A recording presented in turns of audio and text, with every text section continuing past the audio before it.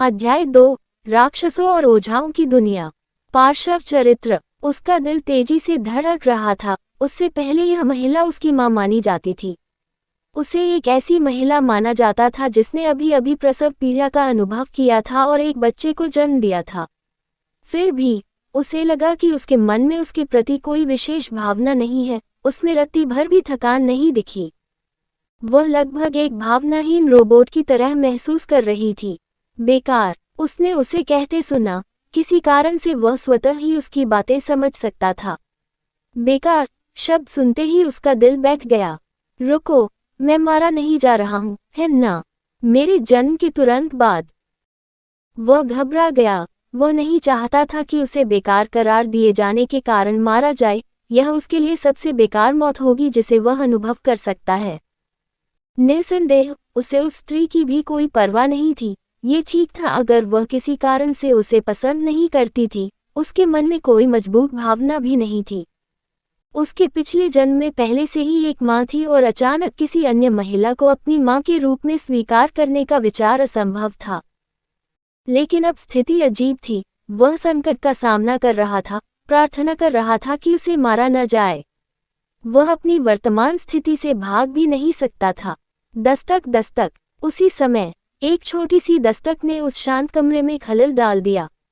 बोलना, भूरे बालों वाली महिला ने आदेश दिया। उसका लहजा अधिकारपूर्ण और उससे भी ठंडा था। मैडम, कबीले की मुखिया युवा मास्टर के बारे में जानना चाहती है। ये कागज के दरवाजे के पीछे एक आदमी था। मोमबत्तियों की लपटें दूसरी ओर से उसकी छाया प्रतिबिंबित कर रही थी। उसका लहजा सम्मानजनक था, थोड़ा डर के साथ। यह इसके लायक नहीं है। उन्हें बताओ, उसने अपने हाथ में मौजूद बच्चे से नजरें न हटाते हुए जवाब दिया।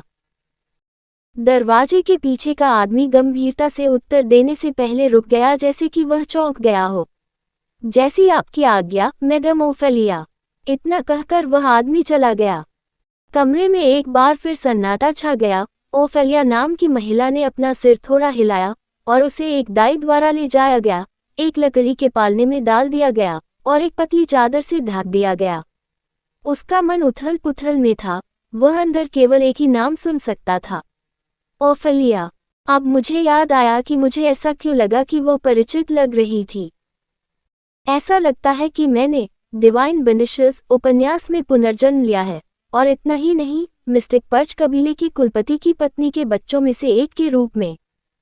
उसे समझ नहीं आ रहा था कि रोए या हंसे। अब वह थोड़ा आश्वस्त था कि उसे बेकार होने के कारण नहीं मारा जाएगा, लेकिन कबीला थोड़ा कठिन था। डिवाइन बेनिशियस नामक उपन्यास एक लोकप्रिय धारावाहिक उपन्यास था और वह इस काम के काफी प्रशंसक थे। उन्होंने लेखक को उनके काम में सहयोग देने के लिए भी पैसा निवेश किया था। यह उपन्यास ओझाओं और राक्षस कहे जाने वाले दुष्ट प्राणियों के बारे में था। दुनिया प्राचीन काल से ही राक्षसों से भरी हुई थी और ये राक्षस मानव आत्माओं पर दावत करते थे और अत्याचारी रूप से हावी थे। हालांकि जल्द ही कुछ चुने हुए मनुष्य उठे और राक्षसों का शिकार किया। उन्होंने राक्षसों से प्रतिस्पर्धा करने के लिए अलौकिक शक्तियों का इस्तेमाल किया और उन्हें लगातार मार डाला और धीरे धीरे दुनिया पर कब्जा कर लिया। ये ताकतवर इंसान खुद को ओझा कहते थे। जल्द ही दुनिया में अराजकता फैल गई क्योंकि यह ओझाओं और राक्षसों के लिए युद्ध का मैदान बन गया। उपन्यास का नायक एक युवा ओझा था जिसने दूसरों का नेतृत्व किया और राक्षसों का विनाश किया, जिससे दुनिया में शांति आई। इसमें मुख्य रूप से नायक की यात्रा और उसकी चुनौतियों पर ध्यान केंद्रित किया गया क्योंकि वह धीरे धीरे मजबूत होता गया। उनकी यादों के अनुसार ओझाओं को मुख्य रूप से 5 प्रमुख ओझा कुलों द्वारा नियंत्रित किया जाता था। ये सबसे मजबूत कबीले थे जिनमें कुछ सबसे शक्तिशाली और भयानक ओझा शामिल थे। वे इस समय विश्व के प्रमुख नेता थे। मिस्टिक पर्च कबीला प्राचीन जड़ों वाले 5 महान कुलों में से एक था, लेकिन यह अत्यंत क्रूर कबीला था। अधिक लाभ के लिए वे राक्षसों को नष्ट करने के लिए किसी भी चरम तरीके का उपयोग करने के लिए तैयार थे, यहाँ तक कि अपने ही साथियों को मारने तक भी।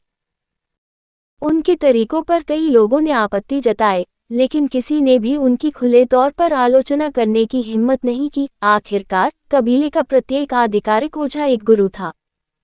कबीले ने सबसे अधिक राक्षसों को शुद्ध करने वाले कबीले के रूप में भी उपाधि अर्जित की थी।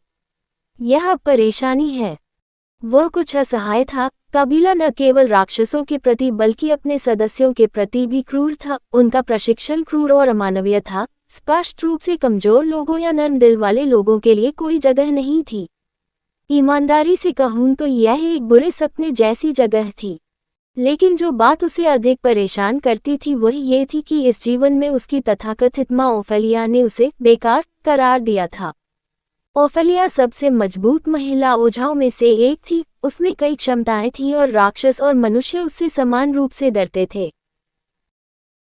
जो बात उसे और भी भयावह बनाती थी वही ये थी कि वह किसी भी चीज के प्रति मुश्किल से ही कोई भावना दिखाती थी। वह बिल्कुल एक भावनाहीन गुड़िया की तरह थी जो अपने दुश्मनों को बेरहमी से मार डालती थी। उसे उसकी बातों पर संदेह करने का साहस नहीं हुआ। यदि ओफेलिया ने उसे बेकार के रूप में वर्गीकृत किया था तो इसका मतलब था कि वह वास्तव में था। उसके पास आंखों की एक विशेष जोड़ी थी जिससे वह किसी व्यक्ति की योग्यता और उसकी प्रतिभा को पहचान सकती थी। आखिरकार यह 4 विशेष आंखों में से एक थी। पर मैं करूं तो क्या करूं? मुझमें ओझा बनने की कोई प्रतिभा नहीं होनी चाहिए। मैं यहाँ कैसे रहूंगी? अब वह काफी चिंतित था क्योंकि उसे अपनी स्थिति के बारे में अधिक स्पष्ट रूप से पता चल गया था। इतना ही नहीं, बल्कि मैं कोई विशेष पात्र भी नहीं हूँ, सिर्फ एक गिरोह का बच्चा हूँ जिसमें ओझा होने की कोई प्रतिभा नहीं है। कितना लंगड़ा है। वह जानता था कि जैसे ही वह बाहर कदम रखेगा उसे या तो राक्षसों द्वारा मार दिया जाएगा या उसके वंश के लिए उसका अपहरण कर लिया जाएगा। इतना ही नहीं, मिस्टिक पर्च कबीला ओझा मंडली में काफी बदनाम है। यहाँ तक कि उपन्यास में भी समान नैतिकता और विश्वास साझा न करने के कारण नायक के साथ उनकी कई झड़पें हुई। जैसे ही उसे लगा कि सारी आशा खत्म हो गई है, उसने अपने मन में एक आवाज सुनी, डिंग, कहानी खत्म, अलविदा।